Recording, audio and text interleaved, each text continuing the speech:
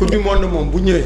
day balee ñëpp dañ koy xajal. day balee lépp. non de football tout le monde discipline sportive yeeg yëpp tout s'arrête coupe du monde moom bu ñëwee day marqué territoire am. parce que mooy daj dëpp football. lépp loo xam ne dañ koy seet ci football ci coupe du monde la nekk. bu ñëwee moom mooy distribuer waat carte yi. mooy tegaat équipe yi seen place. mooy classé waat football continent yi. mooy classé waat football mondial mooy defaraat lépp. c'est la meilleure compétition footballistique au monde. Ça a été créé en 1928 par Jules Rimet, joué en 1930 la première édition remportée par l'Uruguay. Waaw donc coupe du monde mooy compétition bi gën a rëy ci football fa lañ daan nattee jour fa la ñuy nattee les meilleurs footballeurs de l'histoire fa la ñuy nattee lépp waaw club en football équipe nationale moo ëpp doole club. Parce que club équipe nationale tu représentes ta nation. Un joueur international est un ambassadeur. xam nga li ma la wax. donc footballeur international yamul ak dara. tey jii nga nekk ci dëkk Sénégal peut-être xamuñu war ma boobu boo demee ci yenn dëkk yi un international il a des privilèges. il a les passeports diplomatiques. waaw day am sax passeport diplomatique. waaw donc un footballeur un international. naturellement quelle que soit sa discipline parce que c'est un ambassadeur. il représente un pays fu mu dem dëkk hymne national am lañ koy rëqal.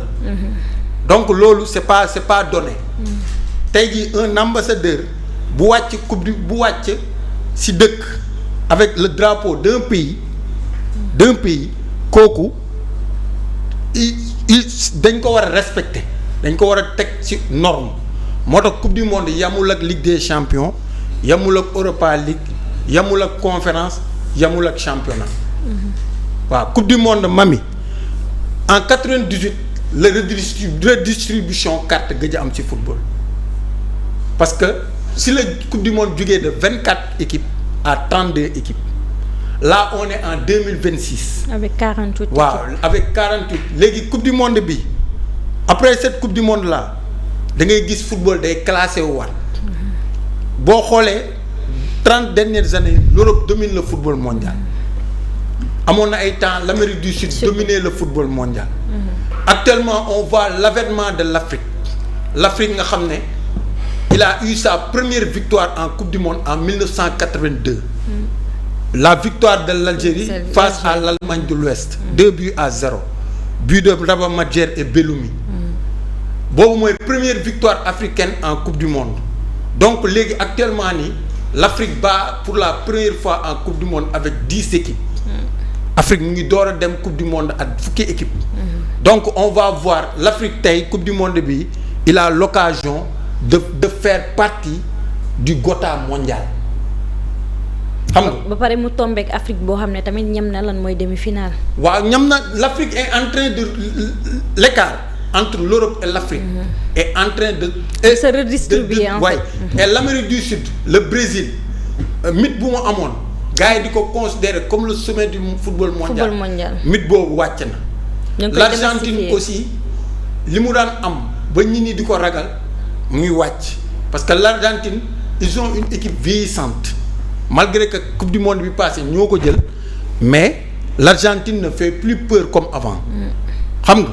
Donc il y a l'Europe avec la France, l'Espagne, le Portugal. Les deux ténors européens, ils ont 4 titres. Ils ont dégringolé dans le football mondial.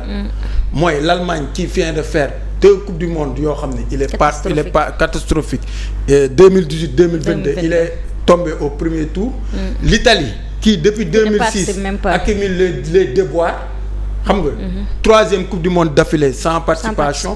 Et c'est les 2 lieutenants du Brésil qui est la nation la plus titrée avec 5 titres ñoom ñaar ñoo am 4 titres ci ginnaawam donc moo tax ma ne la actuellement ni coupe du monde bi ce sera une redistribution des cartes du football mondial. En tout cas si redistribution des cartes boobu nga wax moom may jox inspiration pour ñu wax naturellement sur le leader portugais mooy Jamal ki nga xam ne mooy CR7 bu dugalee ci coupe du monde bi dina nekk l'un des joueurs bi nga xam ne ci 6 coupe du monde yu bokkul